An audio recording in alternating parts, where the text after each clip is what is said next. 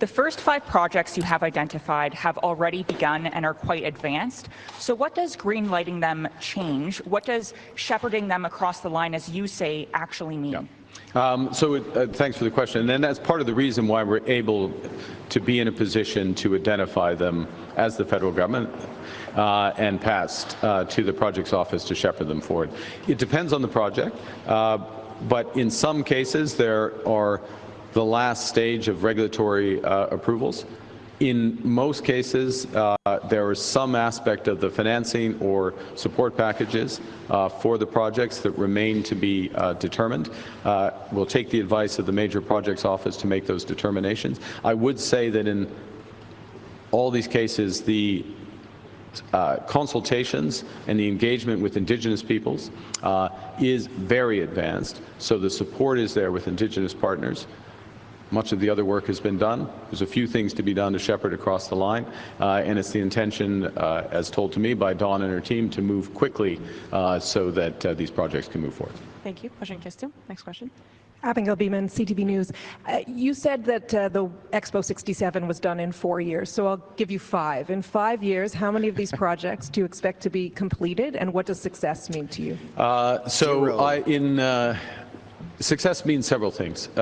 Success means that there are many, many more projects that have been spurred, that are moving through the process. The bit that we can and let me be absolutely clear, there are a number of other projects around the country that have been proposed that we are in the process, more specifically the Major Projects Office will be in the process of evaluating. That's why we're confident that there'll be another tranche of the Grey Cup, certainly another one by the Stanley Cup, another one by the World Cup, and we can force it like that. So that's the first thing. So part of the success, Abigail, is that there's a series of projects that have been approved and moved forward, and they are diverse.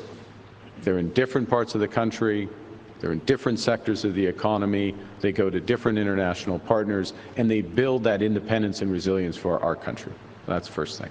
The second is, yes, some of those projects, shovels will be in the ground, they'll be moving forward.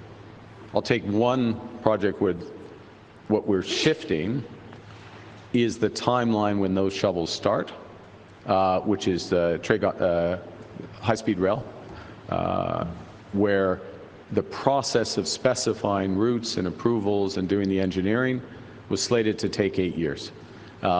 We think we can do it in 4. We certainly can organize the government's component of that within 4, now that we have the authorities that we do. That's what we're going to do. So in that case, the test on the TGV will be the start of the actual construction of the project within your 5-year horizon. So major increase in construction, enormous expansion in the range of projects, certain projects underway, but in all cases, determination of what's greenlit and what's not. In other words, what's going forward and what's not, made there. And if I can add one other thing, Abigail, which is hard to measure, but we'll feel it, is a changed attitude within this country and outside this country in the ability of Canada to control our destiny, to build, and to build big. And that's starting now. And with every month, every batch of projects and every movement forward, it'll become clearer and clearer. And that, I'm confident, we'll achieve.